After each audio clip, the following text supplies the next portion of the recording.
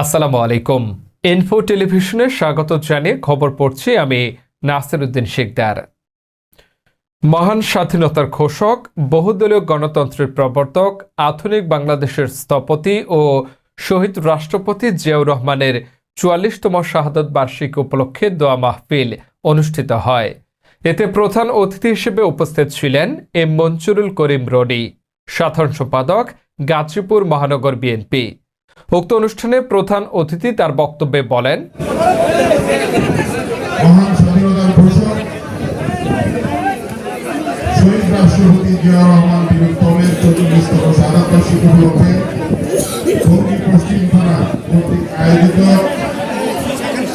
আজকের এই আলোচনা সভা ও দোয়া মাহফিলের সম্মানিত সভাপতি, পশ্চিম থানা বিএনপি বিপ্লবী সভাপতি, সাবেক ছাত্রনেতা, গাজীপুর মহানগরের সাবেক যুব দলের সংগ্রামী সভাপতি, আমার অত্যন্ত প্রিয় ভাজন প্রভাষক বশিরউদ্দিন ভাই সহ মঞ্চে উপস্থিত।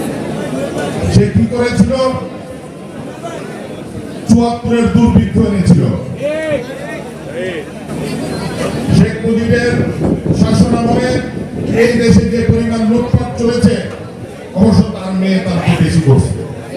বাংলাদেশের মানুষ কাকা আবার নতুন করে আসছে, এখন আবার নাকি বলে যে এই আওয়ামী লীগ নাকি আবার বাংলাদেশের। উক্ত অনুষ্ঠানটিতে সভাপতিত্ব করেন প্রভাষক বশিরউদ্দিন ব্যাপারী, আহ্বায়ক, পশ্চিম থানা বিএনপি। অনুষ্ঠানটি সঞ্চালনা করেন আসাদুজ্জামান নূর ভিপি। আমন্ত্রিত অতিথি হিসেবে উপস্থিত ছিলেন আব্দুস সাত্তার সহ আরও অনেক বিএনপি সংগঠনের নেতাকর্মীরা। উক্ত অনুষ্ঠানটি আয়োজন করে টঙ্গী পশ্চিম মেট্রো থানা বিএনপি, গাজীপুর মহানগর।